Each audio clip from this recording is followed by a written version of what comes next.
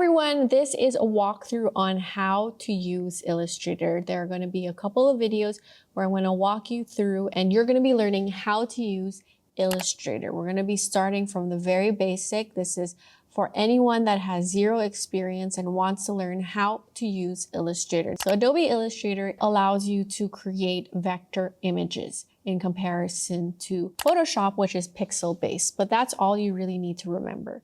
To create a new file, it is very simple. All you need to do is do two things, either File, New, or you do New File, which is on the actual window. So when I do New File, a window is going to pop up. Now, there are going to be recently saved templates that you can utilize, or also the pre-made templates created by Adobe Illustrator. But we're going to create our own, and we're going to do an activity which allows us to create our own document. You want to make sure that your documents are properly labeled.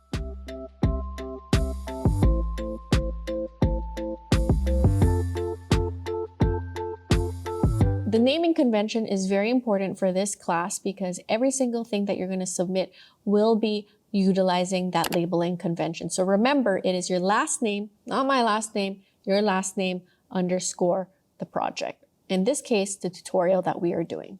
Now, we are going to be working in inches. There are a lot of different sizes that they offer and metrics that they offer. However, we're going to be referring to the sizing in inches. And we are going to be working with 8.5 by 11 because 8.5 by 11 means a simple A4 size paper. So pretty much you are creating an image that will print out in A4 size. So width and height should be set at 8.5 by 11.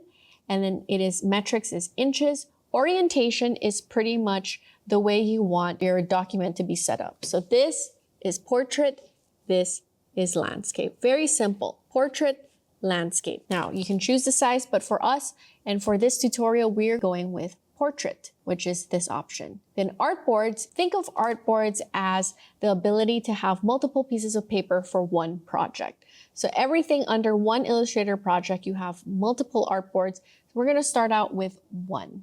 And then the bleed, we really want to ignore that, but it is actually important for printing. So let's say you want to print out something in the future. You always want to have bleed space so that when it actually prints, you will make sure that the edges actually hit. That's the only thing we really want to know about bleed for the moment. We're going to focus on setting up our document. So the bleed, just keep it as is. The color mode is CMYK or RGB. So the difference between CMYK and RGB is very simple. RGB stands for red, green, blue. Okay, and CMYK stands for cyan, magenta, yellow, and black. RGB is made for images online. So anything you want to view on your computer, you want to set it at RGB mode. Now for CMYK is for printing mode. So in this case, we are going to be printing a lot of our projects. We want to set it at CMYK mode. Okay, raster effects is 300 ppi. So basically an image is built pixels per inch, and what you're doing is setting up the document so that it is in the best resolution possible. For printing purposes, we want to set it up at 300 pixel per inch, which is the highest one. Now, if you are just doing something for computer view, you can just do screen 72 pixel per inch. Now we're going to stop here and we're going to do an activity. For the first activity, you are going to set up the name, the width, the height, the artboard. So the name must be last name underscore project 1. The width is 8.5 inches. The height is 11 inches. Artboards is 1. Resolution 300 pixel per inch. And the color mode is CMYK 16-bit. And the resolution actually is 300 ppi. You're going to take a screenshot of what you've done and you're going to upload it on to our digital portfolio to show that you actually know how to set up your document. So you're going to pause this and then you're going to try to do the activity now.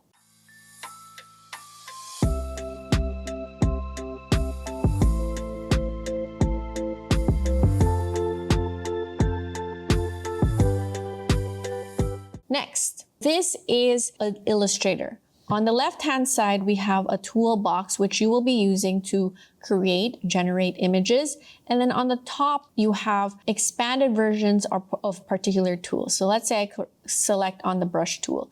It's going to modify to fit all the different tools that you have for the brushes, expanded tools. And on the right-hand side, we have these things called panels. Now, for every single artist, there are different panel setups that people use. In this case, I have a panel setup for beginners. These are all the different types of panels that you will be utilizing for the next 3 projects you're going to be working on. So the best thing to do is set up your panel. How do you set up a panel? The first thing to do is identify what exactly is a panel. So I'm going to drag something out and I'm going to show you. There are a couple of boxes that we see. The color, character. So that's a total of 1, 2, 3, 4. So each tab represents a box. So what we want to do is we want to learn how to move box panels. So I'm going to grab this tab. You're going to grab the tabs and then you're going to be able to move it. So if you want to move it above this box, below this box, or below that box, you can just do that. Now, what if you want to get rid of a box? So let's say I don't want to use the library panel anymore. All I need to do is exit out. So here, this X button right here will just eliminate that panel. Now, if I can't find a particular panel, all I need to do is go onto Windows, and you can see all the different panels that are available for you to use. Now, the ones with the check marks means that it actually exists on the board already. So you can see that the color panel already exists. Now, if I want to bring it out, all I need to do is click it and it'll appear. So we're going to stop here and we're going to learn how to set up our panels.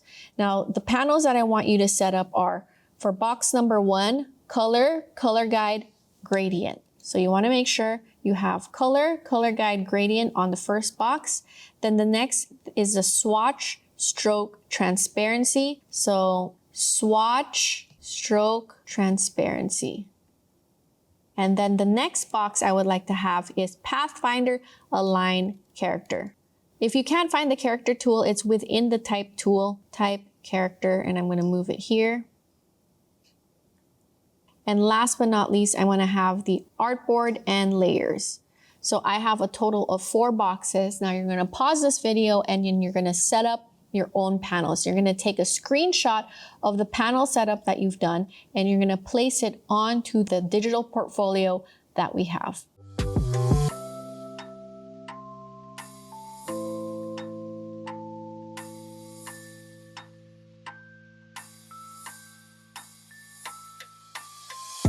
Now that you have set up your panels, we're going to work on the next thing, which is learning how to utilize artboards. We have set up our panels and we're going to pull out the artboard for your reference. So the artboards are pretty much, like I said, pieces of paper within your project. We currently have 1 artboard in the Illustrator document. Now, in order for you to add, all you need to do is 2 things. This plus sign right here at the bottom right corner, or you can click on the top right corner of this panel, a new artboard, or select on this. There are a total of 3 artboards.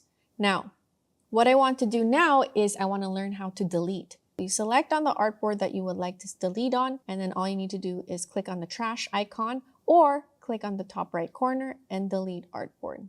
So that would mean that your artboards are here and you can keep adding more.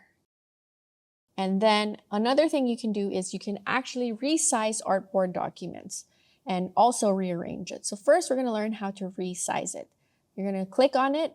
You're going to make sure you select on the artboard that you would like to resize. In this case, artboard number 4.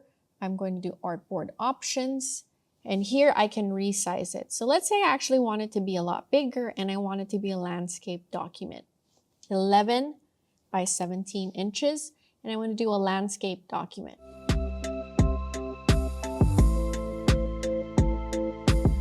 Okay, now you can see what happened is that the artboards have overlap. In order to make it not overlap, you need to rearrange the artboards. To rearrange, you can either click on this bottom left corner here or click on here and rearrange all artboards.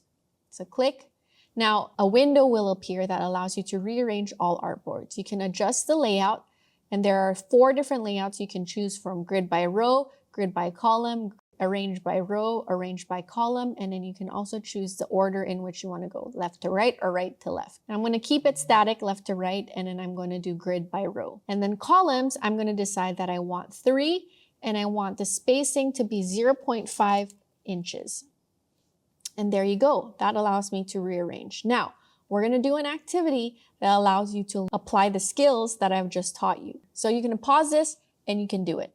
And once you are done, please place your screenshots of your work on the digital portfolio.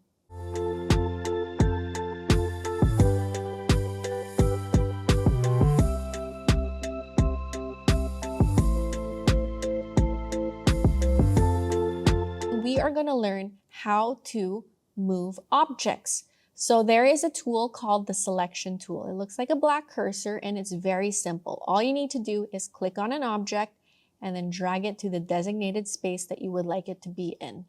So right here, I have my shape and I want to move it using the selection tool. So I'm going to move it here. Very simple here. The activity is you're going to move all the shapes into the dotted lines. And I want you to pause this video and do this activity.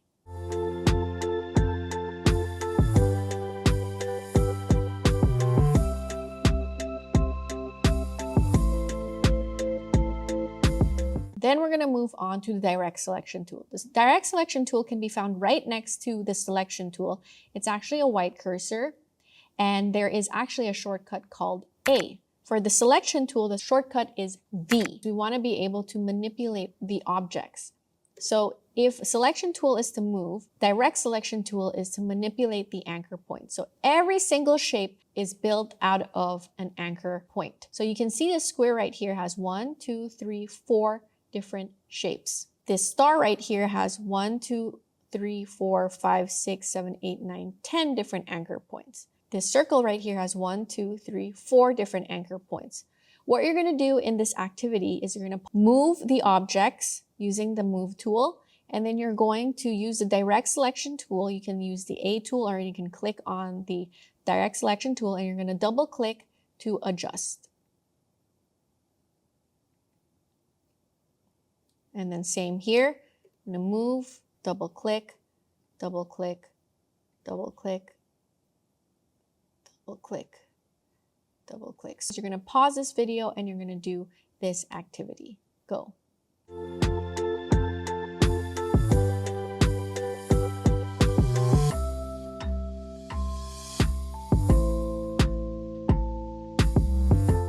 The next thing about direct selection tool is that every path is built out of anchor points. Now there are the straight ones that we just did, but there are also round paths. So in this case, a round path is this circle right here. So when I select on the anchor point here, you will see these two things protruding out of the anchor points. These are called anchor handles. This anchor handle can adjust this curve right here. So you can see if I move it upwards, this curve goes up. If I move it downwards, this curve goes down. Now what you're going to do is you're going to pause this and you're going to actually try to adjust the anchor points. So here, I'm going to push the anchor handle in to make sure it's no longer rounded. Same thing for this. I'm going to move this anchor handle. I want to get rid of this anchor handle at the bottom so that I don't have any curve points here, and the same for this. You're going to make sure you do the first two activities and you're going to take a screenshot of them and place your work on the update slides. So you can place it in activity 1, a screenshot on activity 2.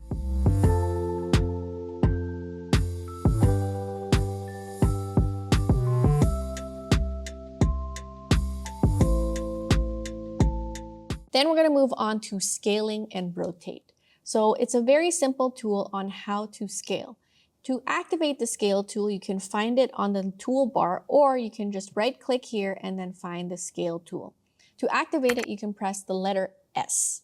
So in order for you to scale an image, you're going to move an image to where you want it to be using the selection tool. Then you're going to press S or find the selection tool, and then all you need to do is drag out.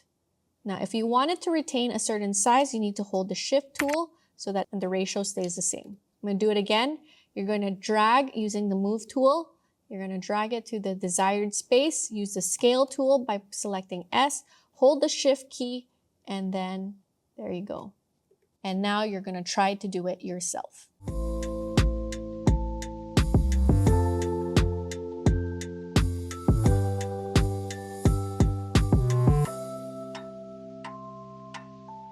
The next is the rotate tool. So the rotate tool allows you to rotate an image. To activate the rotate tool, you can select the key R, or you can right click where the scale tool is and you'll find the rotate tool right there. In order to activate the rotate tool, you need to make sure that you're selecting on an object. So when I select on an object, I want to select on the rotate tool. Now you can see on the rotate tool, there is a blue dot. This is the point of rotation, which means that if the blue dot is there, the rotation will actually rotate around that area.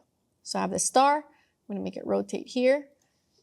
Now, if I change my point of rotation, so let's say, for example, I move this right here to the center, you can see the rotation will be around the blue thing. But really, we just need to rotate the image. So I'm going to move the point of rotation back, and there you go. What you're going to do now is you're going to do the activity, take a screenshot of that, and make sure that you paste it onto the update slide, specifically in the activity number 3.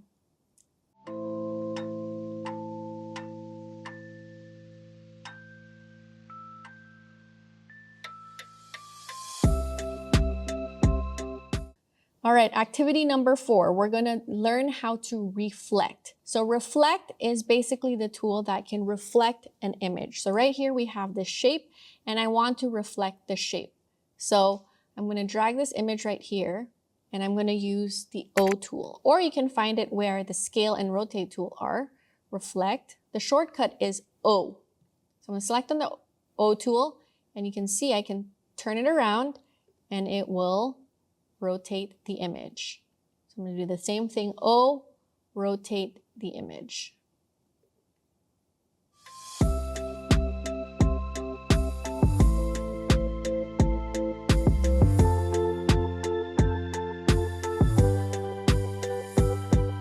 Next is the duplicate tool. The duplicate tool allows you to duplicate an image. Right here I have a star. And there are 2 ways of duplicating. You can do select on the image using the selection tool, Command C, Command V, and that will create a duplicate. And I can rotate it to where it is. Then there's also, you can hold on the image, select the image, then you're going to hold the Option tool, and then you can click. And once you see the double cursor appear, you're going to click and drag it out. And that will allow you to duplicate it. You're going to do this 2 activities and you're going to place it on to the update slide.